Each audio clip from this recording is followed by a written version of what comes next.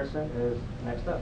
All right. Well, thank you. I think most of the speeches today are from traversing across the state or traversing across the country or nation.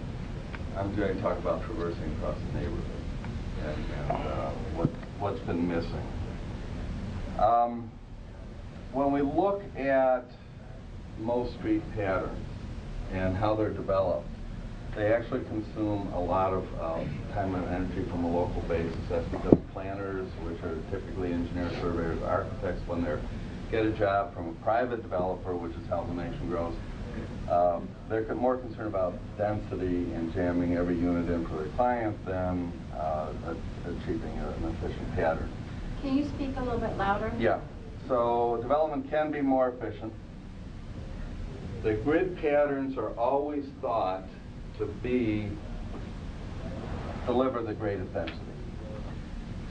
And that has never been challenged but the grid patterns, we never had the technology that we have today.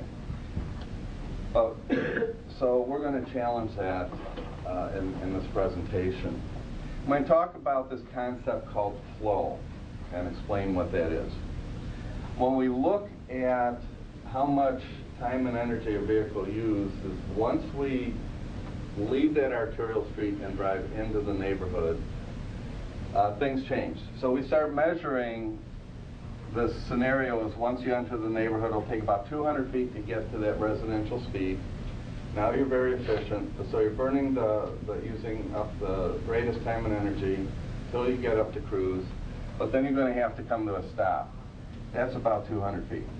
So before you get efficiency, you've got to travel 400 feet. Everything beyond that is fairly efficient. And this is an example of how regulations can destroy flow. In Minnesota, we're not allowed to put intersections on a county road less than a quarter mile. So we're using an existing street, an existing intersection here, and that's 600 feet apart, and the county engineer says, you're not getting that. You're going to have to bring the cul-de-sac through the site. According to Hennepin County, single-family homes is 10 trips a day. We're adding 1,750 feet a day per home. So what we're doing is we're adding 6.5 miles a day per home because of that change. So that means every decade we're circling the Earth 7 times. We'll burn 6,000 gallons of gas at least, and then we're taking 50 weeks out of people's lives just for that little change, going through a residential neighborhood instead of getting on the county road. When we brought that up, we got our intersection where we wanted to, because common sense overrules something that's written in a book. That's what we find. So we're talking about regulations, how to overcome them. However, once we get into the suburbs, and the civil engineer starts doing something that's a little bit more interesting, they rarely look at how this stuff connects. So when you drive into the neighborhood, you think it's a cul-de-sac, just ends. So there's very little concentration in how that moves about. That has given fuel to the new urbanists. That's, there's no connectivity, so you need to go back to the grid. We propose a different thing. So I'm going to show you some case studies.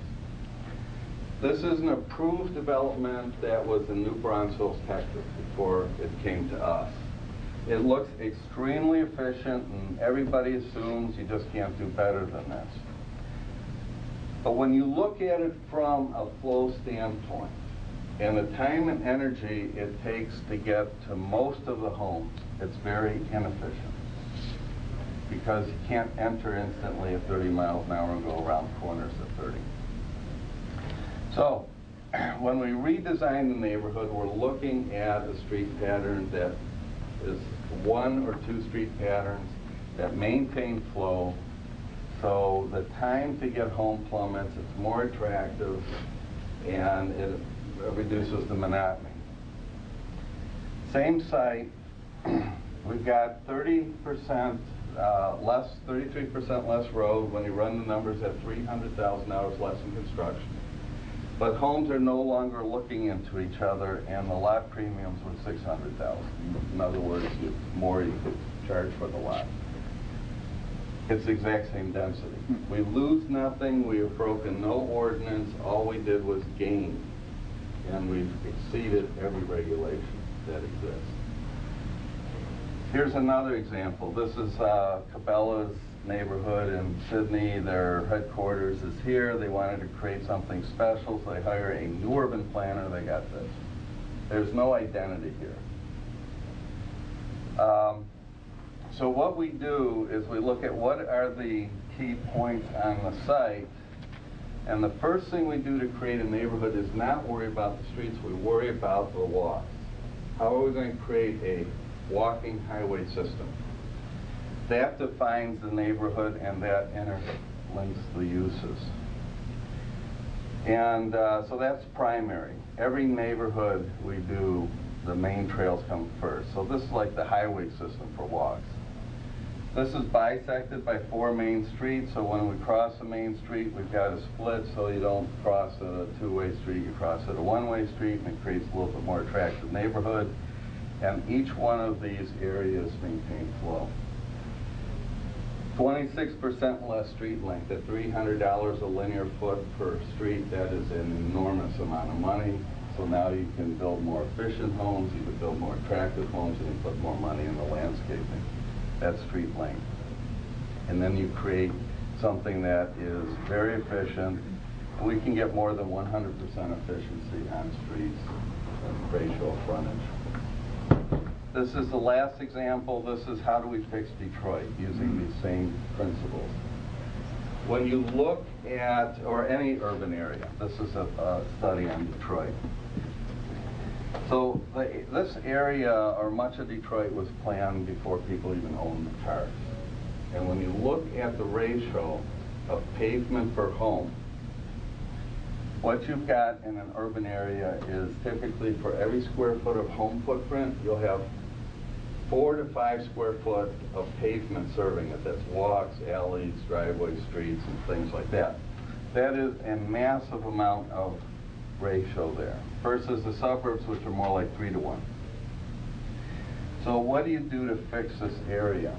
Every solution, including farming, keeps the streets there. So the city still has to maintain all the streets for farming. Abandon those streets. Just create, keep the main interlinks, and from other studies, they wanted a greenway through here. That's fine, make the greenway through here, bring some employment, bring some density, create a main pedestrian system first, abandon all the excess streets, and create something that can be neighborhood. Because once you abandon those streets and you take that land out of there, now you've got a tremendous amount of free acreage to work with. It's a fraction of the infrastructure that is burdening Detroit, and you can create something that eliminates monotony. So you could create a neighborhood that competes against the suburbs with an attention to detail that's much greater, and you keep your flow and your transportation. We're still keeping the grid. We're only keeping the main parts of the grid. So we've got an estimated 60% reduction of infrastructure for the city of Detroit. This is just on this side of the study, but that could spread elsewhere. So paving way for the future, what's needed? The government's got one solution, new urbanism. That's it. They're not open, at least to what we've done and what other people have done. They're on a one-track goal. Universities need to teach more than one solution. When you do urban planning studies, it's going to be new urbanism.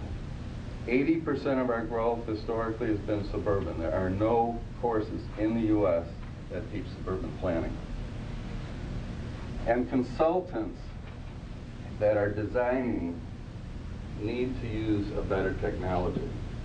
The way we design this country is you get in your AutoCAD system, you get your boundaries, and you just parallel use the offset command and use the automatic command for lots, and in 5 hours you can get a 500 lot subdivision designed, and they think that's what the client wants.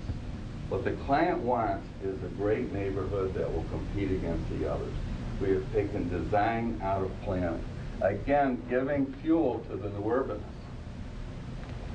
So we can create very efficient, what we call Prius streets, with Aston Martin curb appeal. And that's, I'll expand on that later on in the next presentation. So I did okay on time? Yeah, awesome. Okay. Great. Thanks a lot.